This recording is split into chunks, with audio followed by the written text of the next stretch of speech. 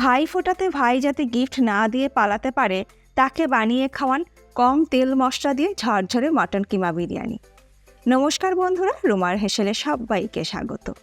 ভাইয়ের এই রেসিপিটা কেমন লাগলো অবশ্যই জানাবেন, ভালো লাগলে সবার সাথে একটু শেয়ারও করে নেবেন। কিমা বিরিয়ানি বানানোর জন্য আমি নিয়েছি 500 গ্রাম মটন কিমা। তবে কিমা বলতে আমরা যেটা বুঝি একদম মিহি কিমা আমি করিনি, আমি একদম ছোট ছোট পিস করে নিয়েছি। আর একটু ফ্যাটযুক্ত মাংসই আমি নিয়েছি। আগেই আমি ভালো করে ধুয়ে জল ঝরিয়ে নিয়েছি। এবার ম্যারিনেশনের জন্য দিয়ে দিচ্ছি 2 টেবিল স্পুন টক দই। আদা রসুন বাটা আমি দিয়ে দিলাম 1 টেবিল স্পুন। জিরে গুঁড়ো দিয়ে দিলাম 1/2 টিস্পুন। আর 1/2 টিস্পুন দিয়ে দিলাম ধনে গুঁড়ো। লাল লঙ্কা গুঁড়ো দিয়ে দিলাম 1 টিস্পুন। শাহি গরম মশলা গুঁড়ো আমি দিয়ে দিলাম 1/2 টিস্পুন। নুন দিয়ে দিচ্ছি স্বাদ মতন। বেরেস্তা দিয়ে দিলাম 1/4 কাপ। কেওড়া ওয়াটার দিয়ে দিলাম 1 টিস্পুন। আর রোজ ওয়াটার দিয়ে দিলাম 1 টিস্পুন। এবার সব কিছু দিয়ে ভালো করে মাখিয়ে নিয়ে 1 ঘন্টা রেখে দেব। আর যদি হাতে সময় কম থাকে তাহলে 25-30 মিনিট রেখে দিলেও হবে। এরপরে চালটাকে আমি ভিজিয়ে নেব। তার জন্য একটা পাত্রের মধ্যে আমি নিয়ে নিয়েছি 3 কাপ পরিমাণে বাসমতি রাইস। জল বদলে বদলে চালটাকে খুব ভালো করে ধুয়ে নেব। চালটাকে ভালো করে ধুয়ে নিয়ে চালটাকে ভিজিয়ে রেখে দেব 30 মিনিট। 1 ঘন্টা পরে আমি রান্নাটা শুরু করছি। প্রেসার কুকারের মধ্যে দিয়ে দেব 1 টেবিল স্পুন ঘি আর দেব 1 টেবিল স্পুন সাদা তেল। তেল আর ঘি গরম হয়ে গেলে ম্যারিনেট করে রাখা মটন কিমাটাকে দিয়ে দেব। গ্যাসের ফ্লেমটাকে মিডিয়ামে রেখেছি। এবার কিমাটাকে দিয়ে মিডিয়াম ফ্লেমে মিনিট 5 সময় ধরে ভালো করে কষিয়ে নেব। মিনিট 5-6 সময় ধরে ভালো করে কষিয়ে নেওয়া হয়ে গেলে এর মধ্যে দিয়ে দেব 1 কাপ পরিমাণে গরম জল। মাংস রান্নাতে সবসময় গরম জল ব্যবহার করবে, তাহলে স্বাদটা কিন্তু ভীষণই ভালো হবে।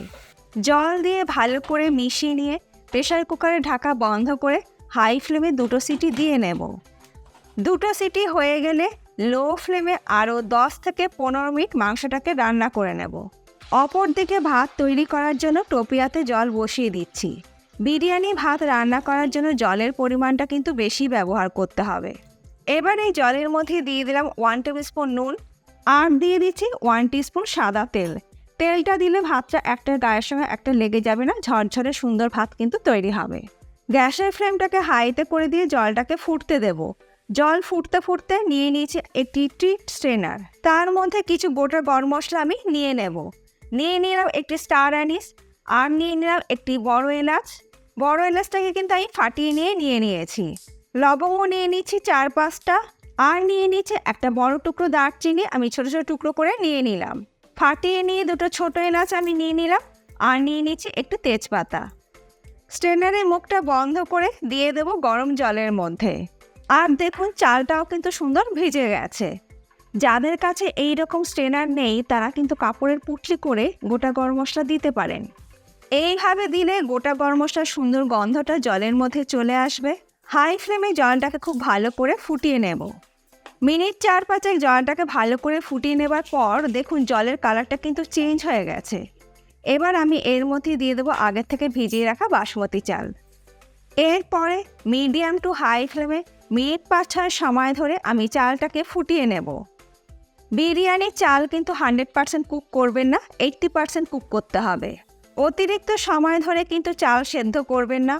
ভাত নরম হয়ে গেলে বিরিয়ানি কিন্তু খেতে ভালো লাগবে না, আর বিরিয়ানিও ঝরঝরে তৈরি হবে না। বিরিয়ানির জন্য ভাত একদম রেডি। গ্যাসের ফ্লেম বন্ধ করে জল ঝরিয়ে নেব। আমি একটা স্ট্রেনারের মধ্যে ভাতের ফ্যান ঝরিয়ে ভাতটাকে ছড়িয়ে রেখেছি যাতে ভাত গায়ে গায়ে লেগে না যায়। অপর দিকে দেখে নিচ্ছি মাংস কীরকম সেদ্ধ হয়েছে। একদম মিহি কিমা না করে যদি এইরকম ছোট ছোট পিস করে কিমা বিরিয়ানি তৈরি করলে খাওয়ার সময় মাংসের টুকরো মুখের মধ্যে পড়বে আর খেতে ভালো লাগবে। আর মাংসও কিন্তু সুন্দরভাবে সেদ্ধ হয়ে গেছে। এরপরে মাংস আর গ্রেভিটাকে আলাদা করে নেব। তার জন্য একটা ছাঁকনির মধ্যে মাংসের পিসগুলো তুলে নিচ্ছি। আর দেখুন মাংস আর গ্রেভি কিন্তু আমি আলাদা আলাদা করে নিয়েছি। এরপর বিরিয়ানি দম দিয়ে নেব। আমি প্রেসার কুকারের মধ্যেই বিরিয়ানি দম দিয়ে নেব। মাংসের গ্রেভিটা আমি কুকারের মধ্যে ঢেলে দিলাম। যে কুকারের মধ্যে আমি মাংসটাকে সেদ্ধ করে নিলাম সেই কুকারের মধ্যে আমি বিরিয়ানিটাকে দম দিয়ে নেব। মাংসের গ্রেভিটা আমি কুকারের মধ্যে ঢেলে দিলাম। তারপরে সেদ্ধ করে নেওয়া ভাত কিছুটা পরিমাণে আমি গ্রেভির মধ্যে দিয়ে দিচ্ছি। একদম নিচে যদি গ্রেভি দেওয়া হয় তাহলে বিরিয়ানি নিচে লেগে যাবে না, আর আলাদা করে নিচে কিন্তু কিছু দেওয়ারও প্রয়োজন পড়বে না। ভাতটাকে চারিদিকে ছড়িয়ে দেওয়ার পর ওপর থেকে দিয়ে দিচ্ছি সামান্য পরিমাণে একটু নুন। নুনটা কিন্তু দেবেন, না হলে কিন্তু বিরিয়ানিতে নুন কম হতে পারে। আর দিচ্ছি অল্প পরিমাণে ছোট এলাচের গুঁড়ো, দিয়ে দিচ্ছি অল্প পরিমাণে জয়িত্রীর গুঁড়ো। ছোট এলাচের গুঁড়ো আর জয়িত্রীর গুঁড়োটা দিলে বিরিয়ানির গন্ধটা আরও এনহ্যান্স হবে, অবশ্যই দেবেন। আর দিয়ে দিচ্ছি সামান্য পরিমাণে বিরিয়ানি মশলা। ওপর থেকে দিয়ে দিচ্ছি পেঁয়াজ ভাজা বা পেঁয়াজ বেরেস্তা। তারপরে ওপর থেকে দিয়ে দিচ্ছি মাটন কিমা। পেঁয়াজ বেরেস্তা দিতে অপছন্দ করলে নাও দিতে পারেন। কিমাটা দেওয়ার পর আমি কিছুটা ভাত কিমার ওপর দিয়ে দিচ্ছি। ওই একই রকমভাবে আবারও ওপর থেকে ছড়িয়ে দিচ্ছি। ভাত ছড়িয়ে নেবার পর ওই একই রকমভাবে আবারও ওপর থেকে দিয়ে দিচ্ছি সামান্য পরিমাণে নুন, ছোট এলাচের গুঁড়ো দিয়ে দিলাম সামান্য একটু জয়িত্রীর গুঁড়ো, আর দিয়ে দিচ্ছি বিরিয়ানি মশলা, দিয়ে দিচ্ছি পেঁয়াজ ভাজা বা পেঁয়াজ বেরেস্তা। যদি অপছন্দ হয় আবারও বলছি স্কিপ করতে পারেন। আর দিয়ে দিচ্ছি মাটন কিমা। কিমাটা দেওয়ার পর বাকি ভাতটাও কিমার ওপর দিয়ে দেব। ওই একই রকমভাবে ওপর থেকে দিয়ে দিচ্ছি সামান্য পরিমাণে নুন, দিয়ে দিচ্ছি ছোট এলাচের গুঁড়ো, আর দিচ্ছি জয়িত্রীর গুঁড়ো, দিয়ে দিলাম অল্প পরিমাণে একটু বিরিয়ানি মশলা, আর দিয়ে দিচ্ছি অল্প পরিমাণে একটু পেঁয়াজ বেরেস্তা বা পেঁয়াজ ভাজা, আর দিয়ে দিচ্ছি 2 টেবিল স্পুন ঘি। মাংস রান্নার সময় কিন্তু আমরা খুব বেশি তেল বা ঘির ব্যবহার করিনি। ওপর থেকে কিন্তু অল্প পরিমাণে একটু ঘি অবশ্যই ছড়িয়ে দেবেন স্বাদটাকে বাড়ানোর জন্য। এই বিরিয়ানিতে কিন্তু খুব বেশি তেল বা ঘিয়ের কিন্তু ব্যবহার একদমই করা হয়নি। একটা বাটির মধ্যে নিয়ে নিলাম 2 টেবিল স্পুন দুধ। এই দুধের মধ্যে রোজ ওয়াটার দিয়ে দিলাম 1 টিস্পুন, ক্যারো ওয়াটারও দিলাম 1 টিস্পুন, মিঠা আতর আমি দিয়ে দিলাম 1 ড্রপ।